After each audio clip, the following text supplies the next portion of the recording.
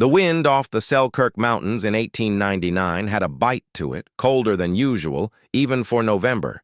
It whistled through the gaps in our cabin walls and rattled the panes of glass in the little schoolhouse down by the creek.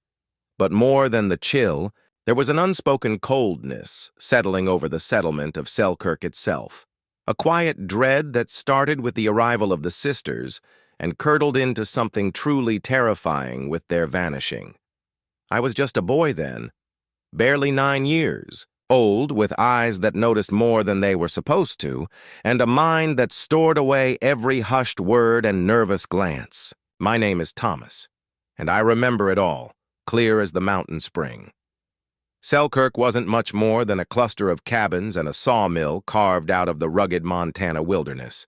We were hardy folk, mostly miners and loggers, accustomed to harsh winters and even harsher luck.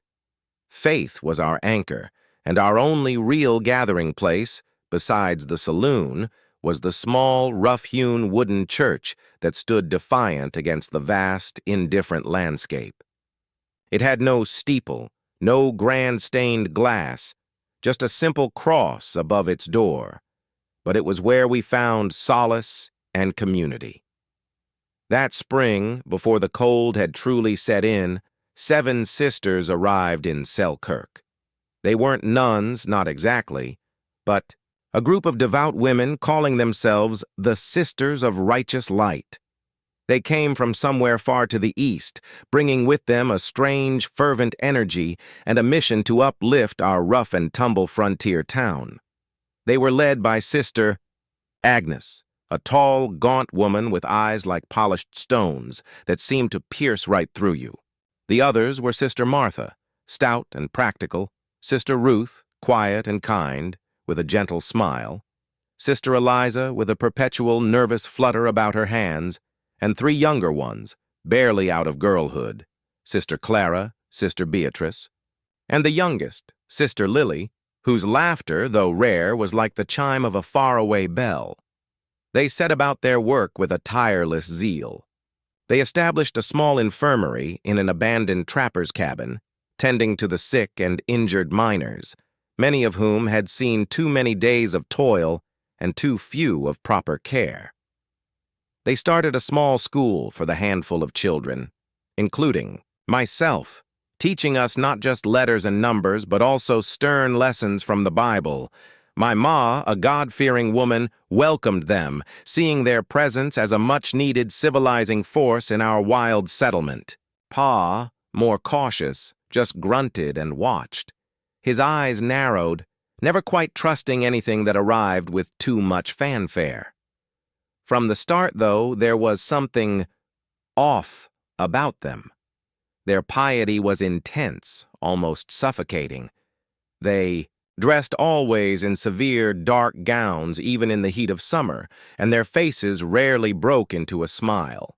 Sister Agnes preached sermons that were less about comfort and more about sin and judgment, her voice echoing through our little church, like the crack of a whip. She spoke often of purification, of testing faith, and of the wickedness that festered in the hearts of men. Her gaze during these sermons seemed to linger on the miners who frequented the saloon, on the women who wore bright colors, on anyone who deviated from her strict interpretation of righteousness. The townsfolk, eager for any form of order or hope, accepted them, even revered them. But I, sitting quietly in the back of the schoolroom or sweeping the church aisles Pa saw the subtle shifts. Sister Ruth's gentle smile grew less frequent, replaced by a strained look. Sister Eliza's hands fluttered almost constantly, and her eyes held a perpetual, anxious dart. The younger sisters, Clara, Beatrice, and Lily, seemed to wither under Sister Agnes's unrelenting gaze, their youthful spirits slowly extinguished. I never heard them laugh anymore. My own observations were often dismissed by the adults. "They're just dedicated, Thomas," Ma would say, brushing my hair from my eyes. "They live a hard life for God's glory." But I knew the difference between dedication and a quiet despair. I saw the fear in Sister Lily's eyes when Sister Agnes spoke of the trials of faith. I saw Sister Clara flinch when Sister Agnes's shadow fell across her desk, and I heard the whispers among the older sisters, hushed conversations that ended abruptly when I entered the room. The tension within the group seemed to grow with the approaching winter. Sister Agnes became even more demanding, more severe. She insisted on longer fasting periods, on colder living conditions, on endless hours of prayer, even for the sick and infirm they tended. The infirmary, which had once been a place of comfort, began to feel like a place of stark penance. The sick were not just treated. They were subjected to what Sister Agnes called spiritual purging, strange, bitter herbal concoctions, and long, solitary vigils. Then came the first sign of something truly amiss. Old Man Hemlock, a logger with a hacking cough, had been taken to the infirmary. He was frail but not dying. A few days later, his nephew came to visit, only to be turned away at the door by Sister Agnes, who stated that Old Man Hemlock was undergoing a deep purification and could not be disturbed. 2 days after that, Sister Agnes announced that Old Man Hemlock had found his peace in the Lord. It was a quick death, even for someone as old and frail as he was. But the way Sister Agnes said it, her voice devoid of any warmth, sent a chill through me. Pa, who knew Old Man Hemlock well, raised an eyebrow. Seemed spry enough a few days back, he grumbled to Ma, though too low for Sister Agnes to hear. Not one to give up so easy. The winter truly set in, bringing with it heavy snow and biting winds. The holidays were approaching, and Selkirk, usually finding a way to celebrate even in the harshest conditions, felt subdued. The Christmas Eve service, a rare moment of communal warmth, was scheduled at the little church. The sisters were expected to lead the carols. Their voices, though stern, usually provided a sense of comfort.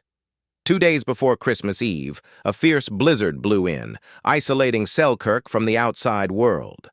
The snow fell relentlessly, piling up against the cabins, burying the paths. And in the midst of that storm, on the afternoon of December 23rd, the quiet dread I had felt about the sisters sharpened into acute fear. I was helping Pa clear snow from the church path when Sister Ruth, her face ashen, her eyes wide with terror, stumbled through the swirling white. She clutched a small, worn, leather-bound Bible to her chest, her fingers white-knuckled. "Father Miller," she gasped, her voice raw, addressing our kind elderly preacher who had just emerged from the church. "You must come, Sister Agnes. She has taken them, the girls, Clara, Beatrice, Lily. She's preparing them for the great revelation. She says they must be pure, absolutely pure, for the Lord's coming." Father Miller, a man rarely ruffled, looked utterly bewildered. "Sister Ruth, what are you speaking of? Preparing them how?" But Sister Ruth didn't answer. Her eyes darted wildly, searching the swirling snow as if expecting something terrible to emerge from the whiteout. "It's not safe, Father. None of us are safe. She's mad with her purification." Just then, a tall, dark figure emerged from the blizzard, moving with an unnatural speed despite the deep snow. It was Sister Agnes, her face grim, her eyes fixed on Sister Ruth with a chilling intensity. She held a long, thin stick in her hand, like a shepherd's crook, but its purpose seemed menacing. "Sister Ruth," Agnes's voice cut through the wind, sharp and cold. "You betray your sacred vows. You doubt the Lord's path. Return to the infirmary at once. Your purification is not yet complete." Sister Ruth, with a desperate cry, turned and tried to run, stumbling in the deep snow. But Sister Agnes was too fast. She lunged, catching Sister Ruth by the arm. The worn, leather-bound Bible fell from Ruth's grasp, landing in the snow with a soft thud, its pages fluttering open in the wind. Sister Agnes dragged Sister Ruth away, back towards the ominous silhouette of the infirmary, her dark form disappearing into the blizzard. Father Miller rushed to the spot where Sister Ruth had fallen, picking up the Bible. His face was pale, his hands shaking. He looked at the open page, then at the tracks disappearing into the snow.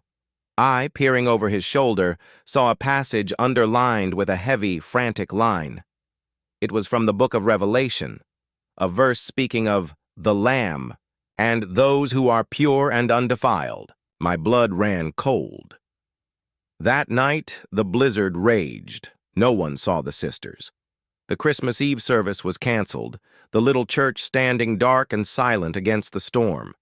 The next morning, when the snow finally cleared, a profound, terrifying silence hung over Selkirk. The infirmary, the small cabin that had housed the Sisters of Righteous Light, was empty. All 7 sisters, Agnes, Martha, Ruth, Eliza, Clara, Beatrice, and Lily, had vanished without a trace, leaving behind only the cold, still air and Father Miller's haunted gaze. The winter wind off the Selkirk Mountains no longer just bit.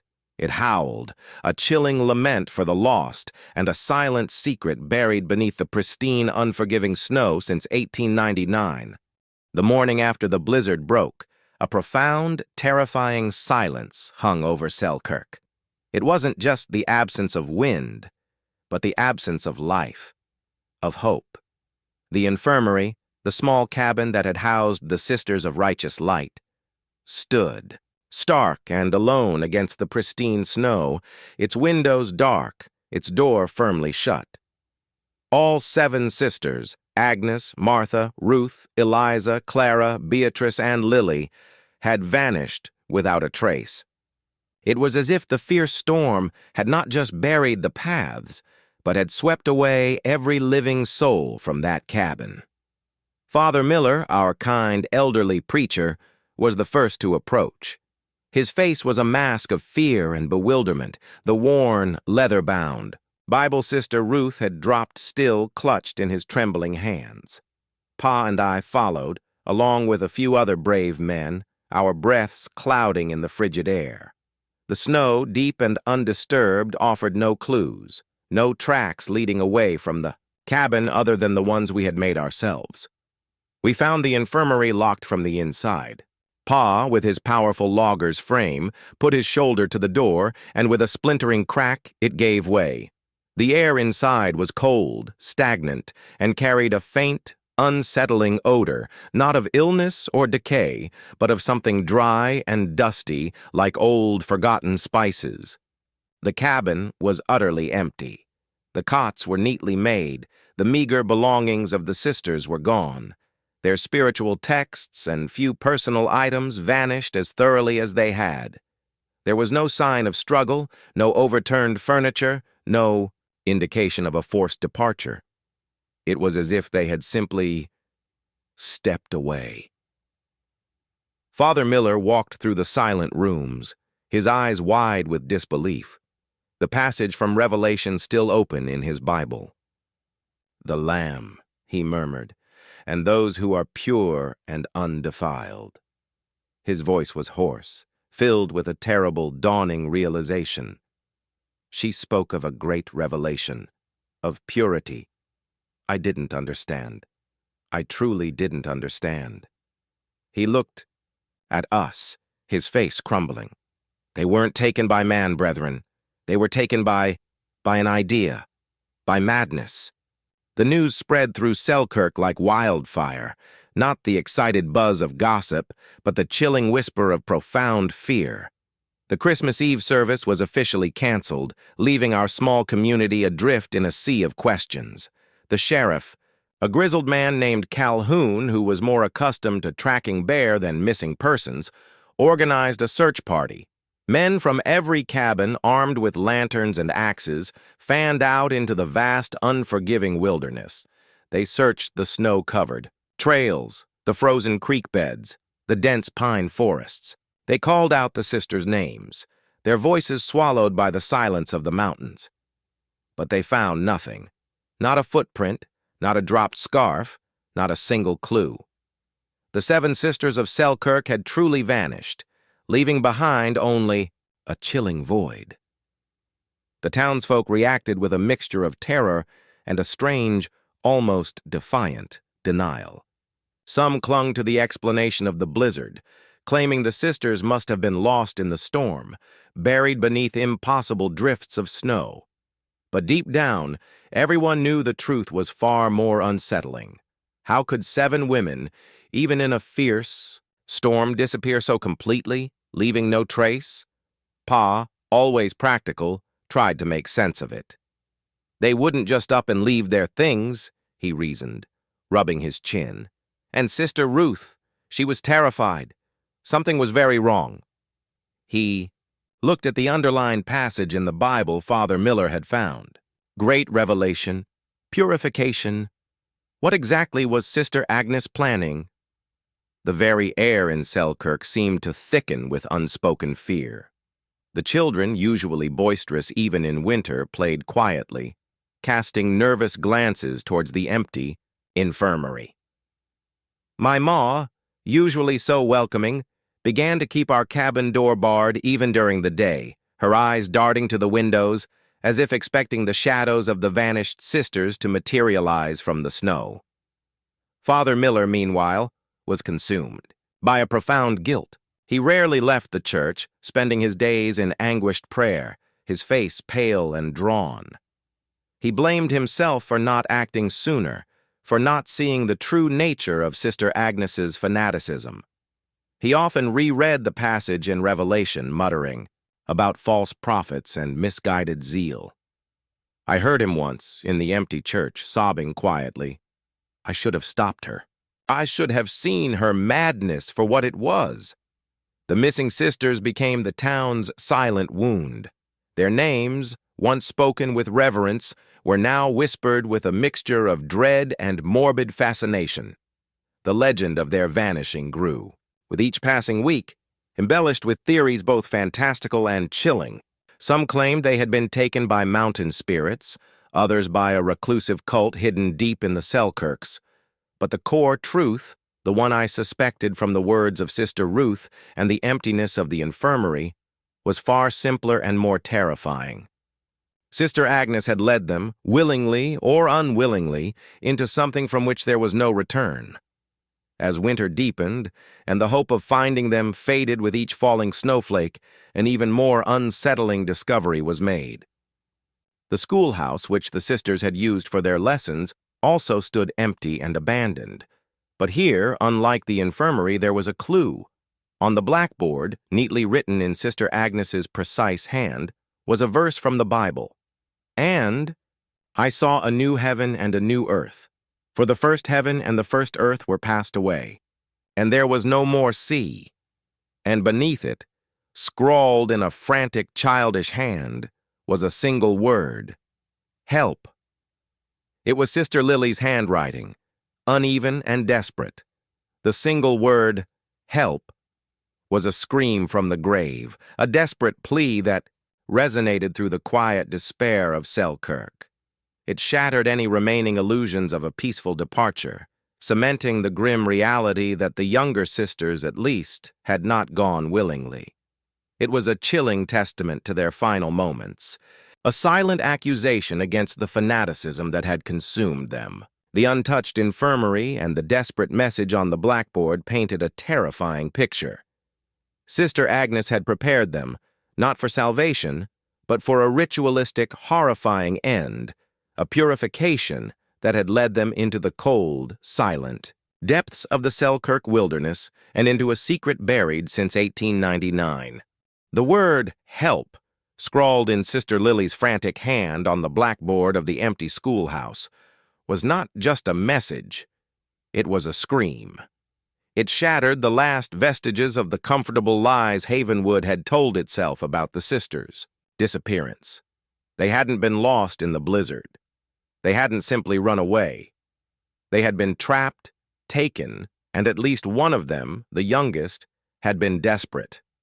That single word haunted me, replaying in my mind with the chilling clarity of a desperate cry. It painted a terrifying picture of Sister Agnes's fanatical purification, transforming it from abstract religious zeal into something truly sinister and tangible. Father Miller, already consumed by guilt, seemed to break under the weight of this new discovery. He sat in the schoolhouse for hours, staring at the blackboard, his face ashen, his hands shaking as he clutched Sister Ruth's Bible. "The Lamb," he whispered, "and the undefiled." He looked at me, his eyes wide and haunted. She believed, Thomas, truly believed, that by shedding the earthly ties, by purifying the flesh, they would ascend. She was preparing them for a sacrifice, a twisted revelation. He blamed himself relentlessly for not recognizing the depth of Sister Agnes's madness, for not intervening before it was too late. His sermons, already somber, now spoke almost exclusively of sin, judgment, and the terrible consequences of misinterpreting God's word. The town, however, reacted with a strange mixture of fear and denial. The blackboard message, though undeniably chilling, was quickly dismissed by many as a childish prank or the ramblings of a frightened girl.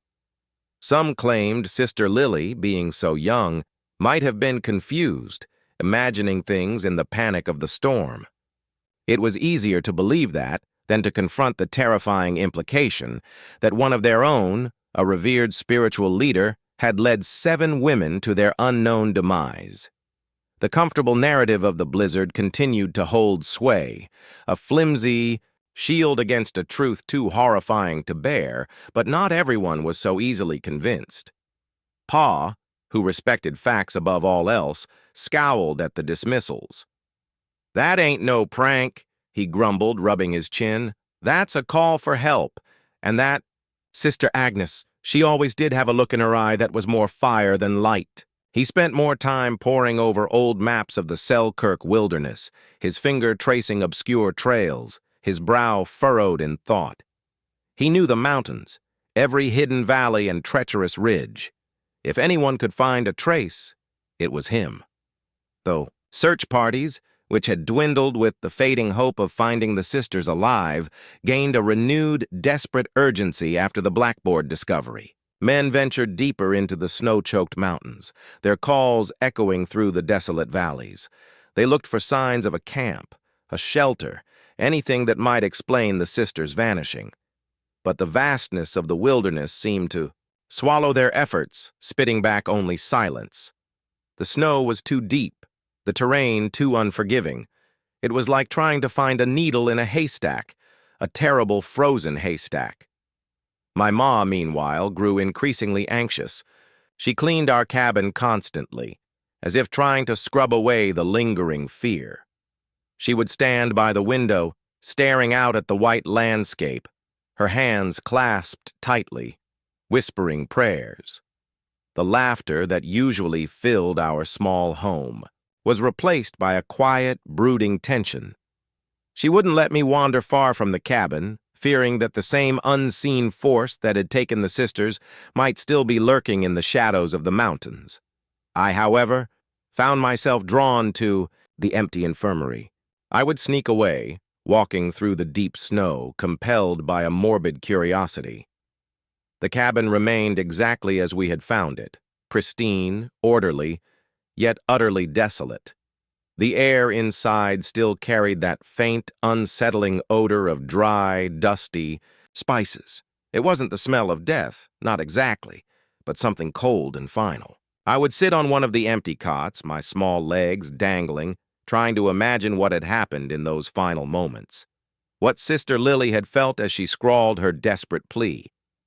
One afternoon, during one of my solitary visits, I noticed something glinting beneath a loose floorboard near the fireplace. It was a small, ornate silver locket, tarnished with age.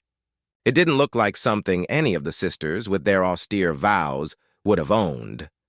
I picked it up, my fingers brushing away the dust.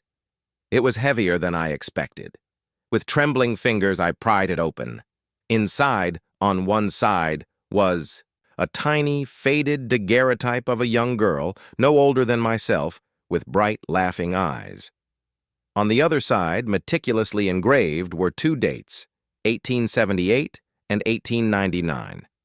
And beneath the dates, a single word, Lily. My breath caught in my throat. It was Sister Lily's locket. But why would she hide it? And the picture? It wasn't of one of the other sisters, or even a family member that I recognized. It was a picture of a little girl, and then the dates, 1878 to 1899. That was the year she arrived in Selkirk, and the year she vanished. A chilling thought, cold as the winter air, began to form in my mind. Sister Lily wasn't just a young nun. She was a girl, perhaps a child, who had been brought to the convent many years ago. And the locket, hidden beneath the floorboards, was her last desperate secret, a silent testament to a life she had been forced to abandon. The discovery of the locket was like a missing piece of a dark puzzle, adding another layer of chilling mystery to the sisters' vanishing. It suggested a past, a life that Sister Lily had left behind, a past that Sister Agnes, in her fervent purification, had likely tried to erase. The help message on the blackboard, now coupled with this hidden locket, transformed the tragedy from a simple disappearance into a tale of forced captivity and a desperate yearning for freedom. The silent secret of the 7 Sisters of Selkirk was beginning to unravel, piece by terrifying piece, revealing a truth far more complex and horrifying than any blizzard could conceal. And I, Thomas, clutched the locket in my hand, knowing that its secrets held the key to understanding the chilling fate of the vanished sisters. The winter tightened its grip on Selkirk, a relentless, unforgiving force that mirrored the chilling secret buried within its heart. Father Miller's departure for Helena, carrying Sister Lily's locket and the desperate weight of the truth, became a fragile hope, a flickering candle against the vast darkness. Days bled into weeks, and still no news came from the distant authorities. The roads remained treacherous, buried under drifts that reached the rooftops, and the silence from the outside world only deepened the town's isolation, allowing the comfortable narrative of the blizzard to solidify. "Poor Father Miller," they whispered. "The grief has taken his mind, chasing phantoms in the snow." Their collective denial was a heavy blanket, stifling any uncomfortable truths, and leaving Pa to wage his solitary war against the mountains. Pa, however, was not deterred. The locket and Lily's plea had transformed him from a pragmatic logger into a man possessed by a grim mission. He spent his days poring over battered topographical maps, tracing unseen contours, marking potential hidden valleys and forgotten trappers' dens. He no longer joined the dwindling search parties, which had become mere gestures, instead venturing alone into the vast, silent wilderness. He took only his rifle, a sturdy axe, and a pack filled with dried meat and hardtack, his face a grim mask of determination, his eyes fixed on the distant, snow-shrouded peaks. His discoveries, though subtle, were unnerving. He found the strange, ritualistic symbols carved into the bark of ancient pines, just as I'd seen them on the church path, but here they were more numerous, more deliberate, forming a faint, almost invisible trail leading ever deeper into the untouched wilderness. They weren't the blazes of loggers, nor the markers of hunters.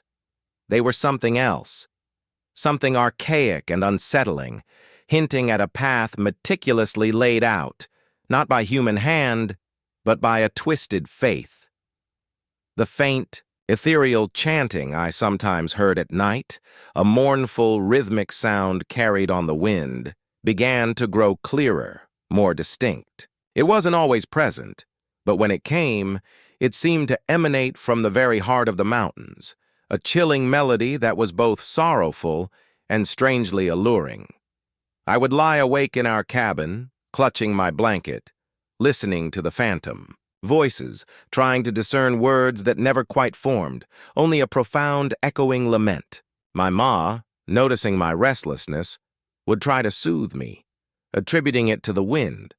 But her own eyes, when she thought I wasn't looking, often darted towards the dark windows, a quiet fear mirroring my own. One bitter afternoon, Pa returned, from his solitary trek, his face etched with exhaustion, his clothes stiff with frozen snow. But in his eyes there was a new terrible glint, a mixture of triumph and horror. He didn't speak immediately, but went straight to the old map, his finger tracing a difficult winding path deep into the highest reaches of the Selkirks, towards a place marked only as Raven's Gulch on the old surveys. "I found it, Thomas," he said, his voice a raw whisper, his gaze fixed on the map. Her path. Her sacred place. My heart hammered against my ribs. "What did you find, Pa?" He pulled something from his pack, something wrapped in a piece of oilcloth. He unwrapped it, slowly revealing a small, intricately carved wooden bird. It was smooth, dark, its wings outstretched as if in flight. It looked like a raven. "This was at the entrance to a cave high up in Raven's Gulch," he explained, his voice strained. And this." He unfolded another piece of cloth, revealing a small, crudely fashioned doll made of dried leaves and twine, its face a blank, sorrowful oval. Around its neck, tied with a thin piece of sinew, was a single, small, polished stone, blood-red in color. "It was at the mouth of the cave, Thomas," Pa continued, his voice barely audible. "And inside, the air was different, so cold. And that smell, that sickly sweet smell, stronger than ever. It was like a tomb, Thomas, but not a quiet one." He shook his head, looking utterly distraught. "There were other things. More symbols, painted on the cave walls with some kind of dark pigment, and a small makeshift altar of stones with burnt offerings. Herbs. Father Miller's kind of herbs, only mixed with something else, something foul." He didn't explicitly say what he thought, but the implication was clear. This was not a random cave, it was a ritual site, a place where Sister Agnes had prepared her pure flock. The raven, the doll, the symbols, they all spoke of a calculated, terrifying purpose. The strangest part, Pa said, was the sound. A faint humming, he described, like bees trapped in a jar, but mournful. And the air, Thomas, it felt heavy, like it was pressing down on you. And the cold, it wasn't just the mountain cold. It was a cold that went right to your bones.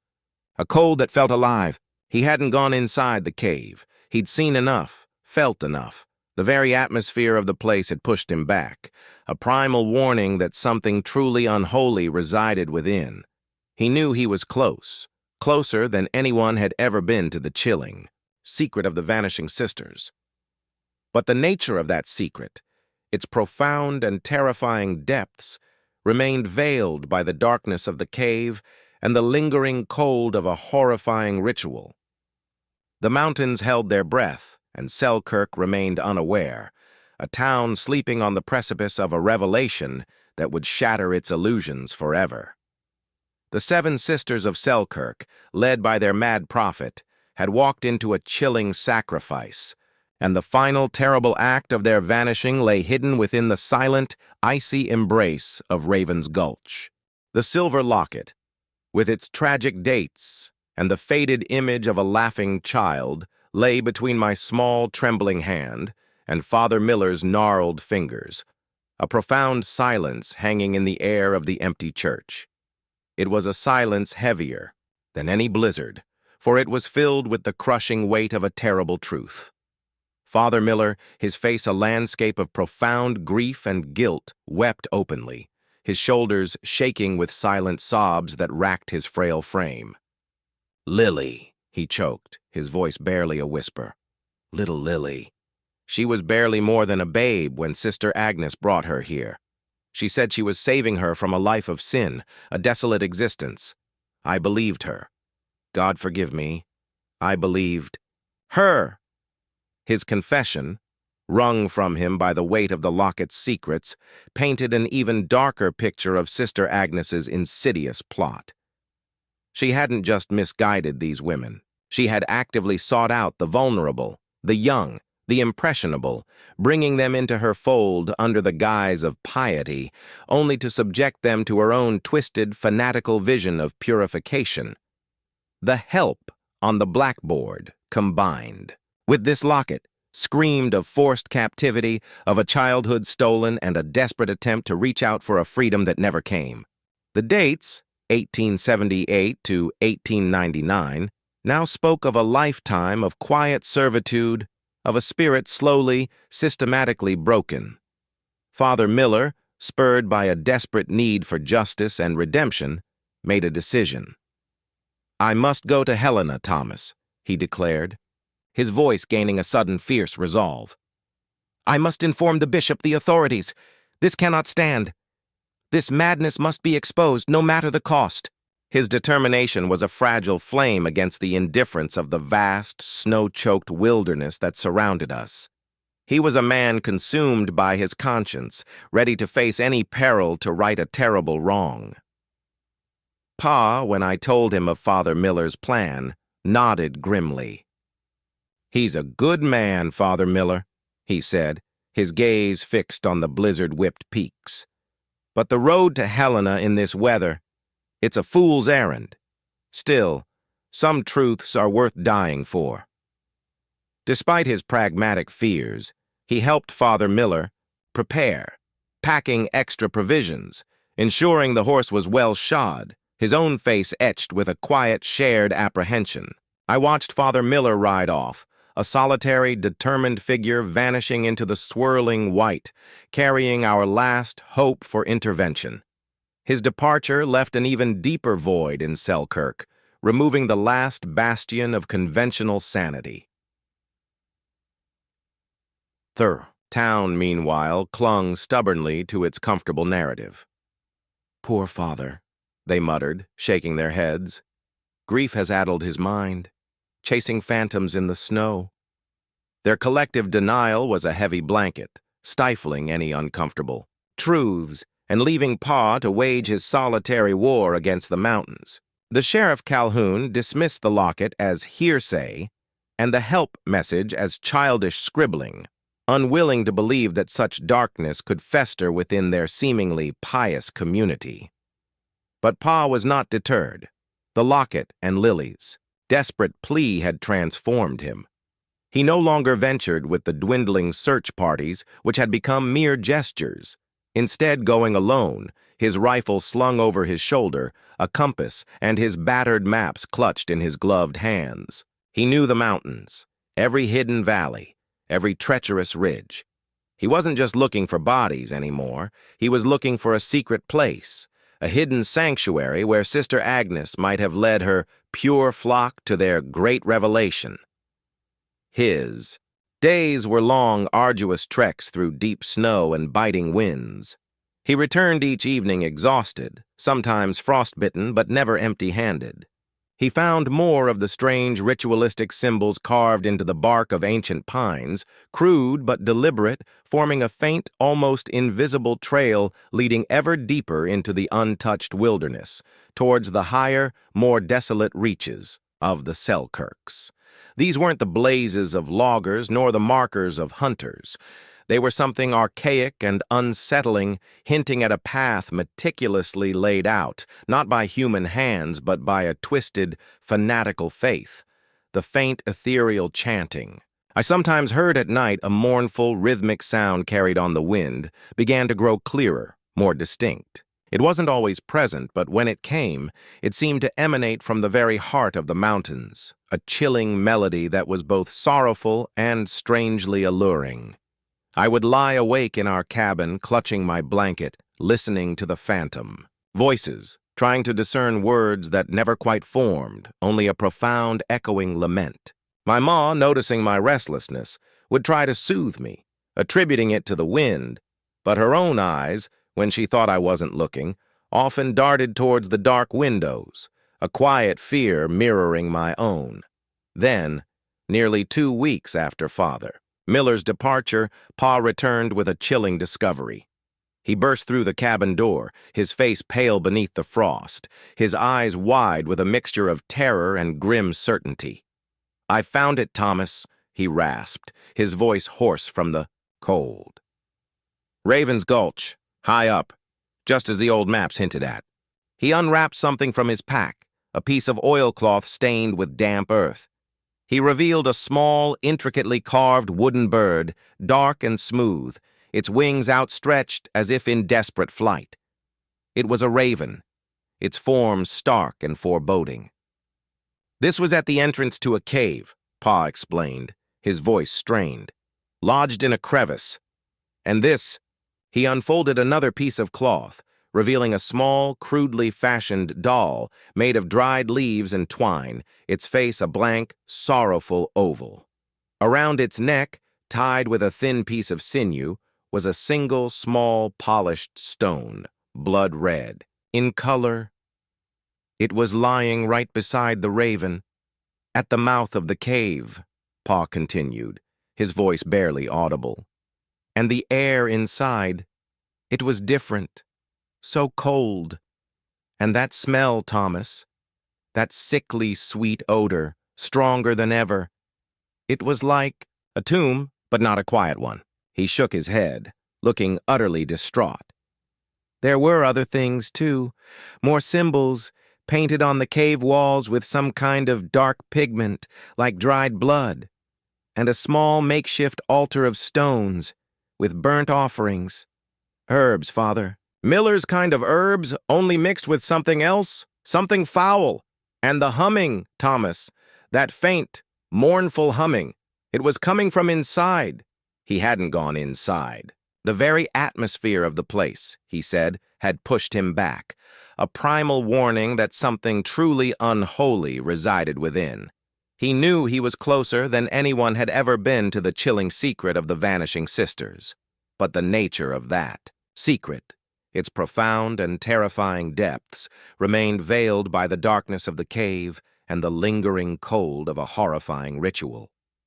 The mountains held their breath, and Selkirk remained unaware, a town sleeping on the precipice of a revelation that would shatter its illusions forever. The 7 sisters of Selkirk, led by their mad prophet, had walked into a chilling sacrifice, and the final terrible act of their vanishing lay hidden within the silent, icy embrace of Raven's Gulch. The raven and the doll, ominous tokens of a dark devotion, were chilling proof that the sisters had not merely disappeared. They had been deliberately led to their final, horrifying fate.